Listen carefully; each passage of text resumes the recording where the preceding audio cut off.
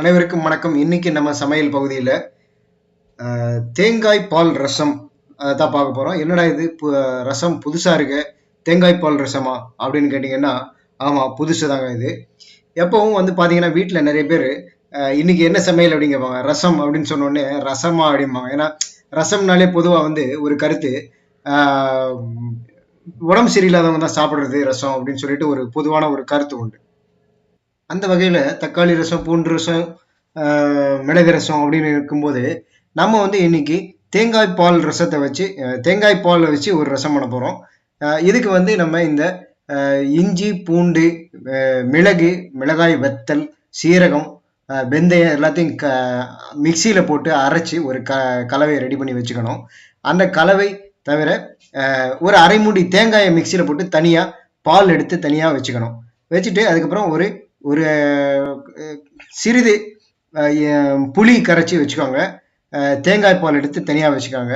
ஒரு வானிலை அடுப்பில் வச்சுட்டு இப்போ நம்ம வந்து 2 ஸ்பூன் எண்ணெய் விட்டு அதில் வந்து இப்போ நம்ம கடுகு, உளுத்தம்பருப்பு தாளிச்சு கொட்டி அதில் வந்து கருவேப்பிலையை போடுறோம். கருவேப்பிலை போட்டு அதை நல்லா வெடித்த உடனே அதில் ஒரு 2 தக்காளியை சின்ன சின்னதாக நறுக்கி அதில் போட்டு நல்ல வதக்குறோம். அந்த தக்காளி நல்ல வதங்கணும். தக்காளி நல்லா வேகிற அளவுக்கு அதை நல்லா வந்து வதக்கிட்டு, அதில் வந்து நம்ம இப்போ என்ன சேர்க்க போகிறோம் அப்படின்னு பார்த்தீங்கன்னா, அந்த கலவை நம்ம வந்து இதெல்லாம் அரைச்சி வச்சுருக்கோம். இஞ்சி, பூண்டு, அப்புறம் வந்து கொத்தமல்லி, வெந்தயம், சீரகம், மிளகு, 2 மிளகாய் வத்தல், இது எல்லாத்தையும் மிக்சியில் போட்டு நல்லா அரைச்சி வச்சுருக்கோம். அதை இப்போ இதில் கலந்துருக்கோம். கலந்து கொஞ்சம் ஒரு 5 நிமிஷம் கொதிக்க விட்டுட்டு அதில் இப்போ புளிக்கரைசலையும் அதில் ஊற்றுறோம்.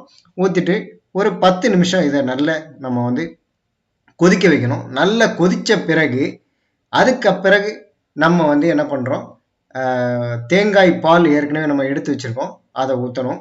அதுக்கு முன்னாடி ஒரு அரை ஸ்பூன் மஞ்சள் தூள், தேவையான அளவு உப்பு சேர்க்குறோம்.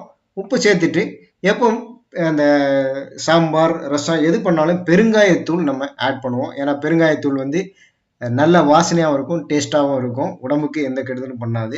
பெருங்காயத்தூளை ஆட் பண்ணிவிட்டு ஒரு 10 நிமிஷம் நல்லா கொதிக்க விடுறோம்.